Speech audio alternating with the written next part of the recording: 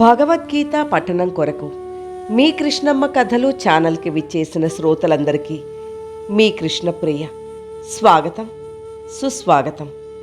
శ్రీకృష్ణార్జున సంవాదం అనే వచన భగవద్గీతలో నుండి 14వ అధ్యాయం గుణత్రయ విభాగ యోగం వినబోతున్నారు. మొదటి 13 అధ్యాయాల వీడియో లింకులను డిస్క్రిప్షన్లో ఇవ్వడం జరిగింది. వినండి. గుణత్రయ విభాగ యోగం. అర్జునుడు ఈ విధంగా అన్నాడు: భగవాన్, ప్రకృతి పురుషుల స్వాతంత్ర్యం నివారిస్తూ గుణాల వల్ల కలిగే సంసార వైచిత్ర్యం విశదపరచవలసిందిగా ప్రార్థిస్తున్నాను. శ్రీకృష్ణ భగవానుడు ఇలా చెప్పాడు: జ్ఞానాలన్నింటిలో ఉత్తమమైంది పరమాత్మ విషయక జ్ఞానం. ఈ జ్ఞానం వివరిస్తాను మరలా.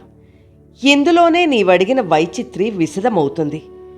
ఈ జ్ఞానం పొందిన మునులు దేహబంధం విడివడి పరమసిద్ధి అయిన మోక్షం పొందుతారు.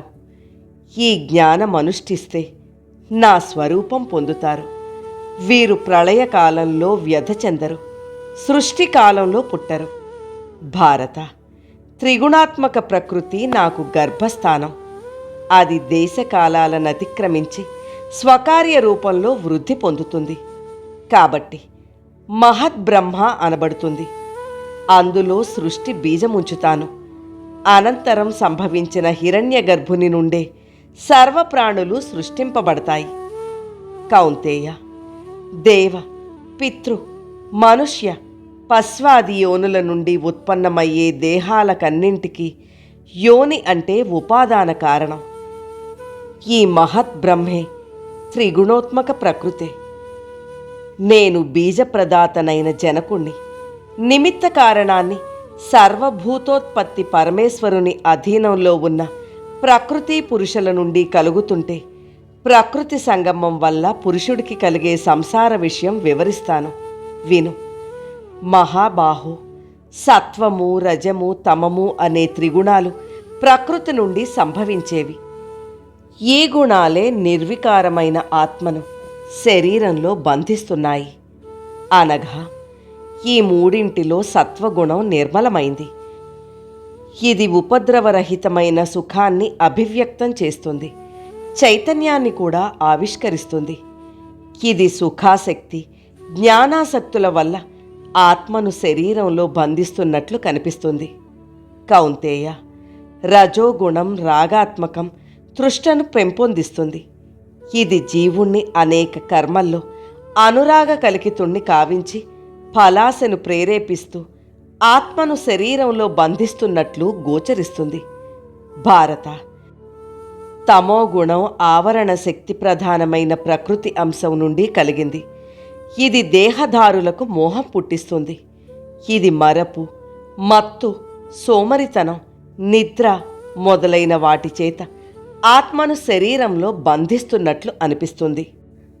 అర్జున, ఇంక వీటి విశేషం సామర్థ్యం ఆలకించు. సత్వగుణం దుఃఖశోకాదులున్నప్పటికీ జీవుడికి సుఖం చేకూరుస్తుంది. ఆ విధంగానే రజోగుణం కర్మాచరణకు ప్రేరేపిస్తుంది. ఇక తమోగుణం సత్వరజోగుణాలు తిరస్కరించి మహాత్ముల సన్నిధిలో సత్యోపదేశాన్ని మరుగుపరిచి ప్రబలుతుంది. మానవ దేహంలో కఫ వాత పిత్తాలకు సంగ్రామం జరుగుతున్నట్లుగానే నిరంతరం ఈ గుణాలు ఒకదాన్ని వేరొకటి అతిక్రమించడానికి ప్రయత్నిస్తూనే ఉంటాయి.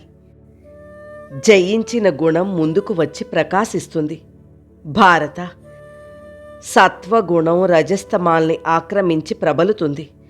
రజోగుణం సత్వతమాల్ని తిరస్కరించి ప్రాధాన్యం వహిస్తుంది.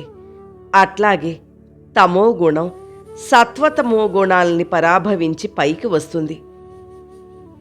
ఇంక ఈ గుణాలు ఏ రీతిగా అభివృద్ధి చెందుతాయో విను.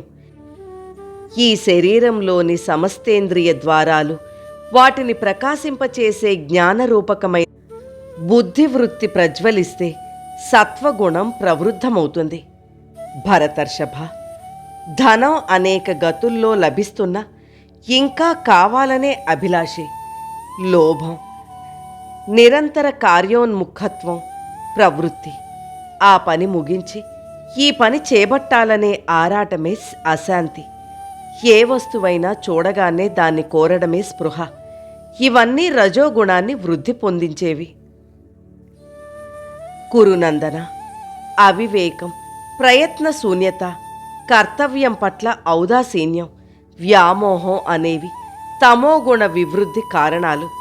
సత్వగుణాభివృద్ధి చెందినప్పుడు మరణిస్తే ఆ వ్యక్తికి ఉత్తమోపాసకులకు లభించే వినిర్మల సుఖభోగ స్థానాలైన లోకాలు సంప్రాప్తిస్తాయి. అదేవిధంగా రజోగుణం ప్రబలంగా ఉన్న కాలంలో గతిస్తే ఆ వ్యక్తి కర్మసక్తమైన మనుష్యలోకంలో జన్మిస్తాడు. అట్లాగే తమోగుణం వృద్ధి చెందినప్పుడే చస్తే ఆ వ్యక్తి పస్వాది మూఢయోనుల్లో పుడతాడు.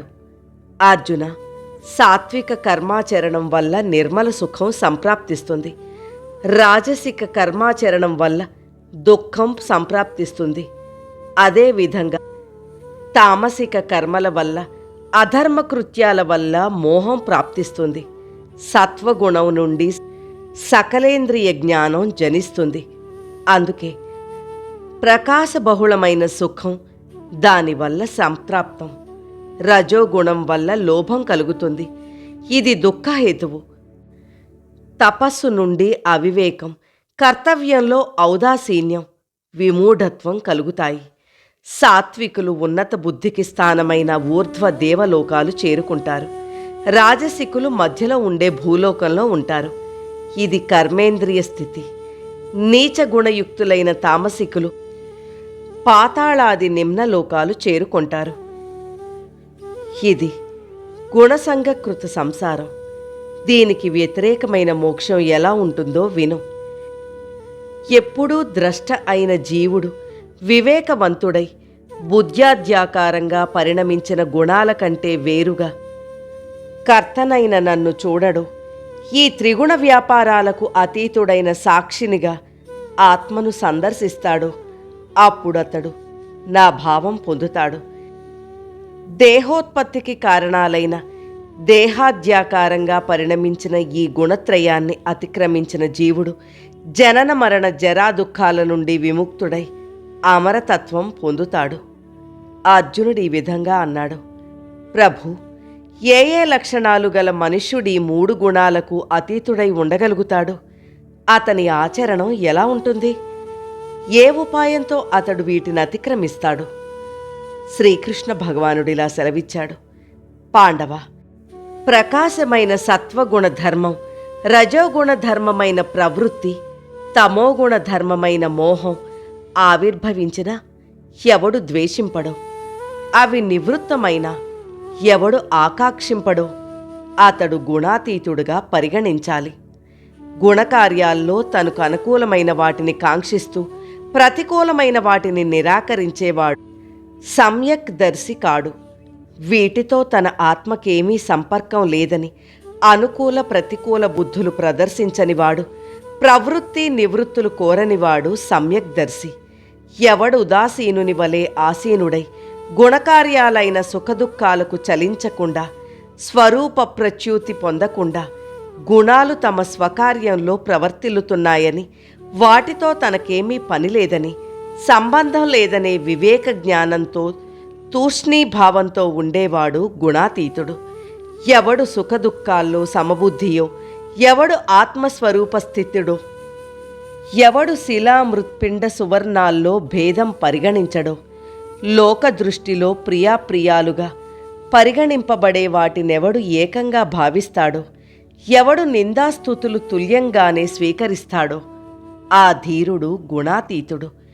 ఎవడు మానావమానాల్లో సమానుడో, ఎవడు శత్రుమిత్ర పక్షాలనే వాటిని పరిగణింపడో, ఎవడు పుణ్యపాపములొసగే సర్వకర్మలు పరిత్యజిస్తాడో అతడు గుణాతీతుడు.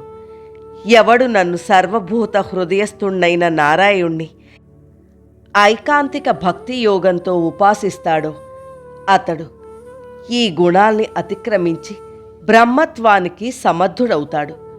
నన్ను సేవిస్తే గుణాలను అతిక్రమించే సామర్థ్యం ఎలా వస్తుందంటావా? విను. నేను బ్రహ్మమును, ఘనీభవించిన బ్రహ్మ ప్రతిమను, ఘనీభూత ప్రకాశమే సూర్యమండలమైనట్లుగా నిత్యముక్తికి, తత్సాధనమైన సనాతన ధర్మానికి, తత్ఫలమైన అఖండ సుఖానికి నేనే ఆశ్రయుణ్ణి.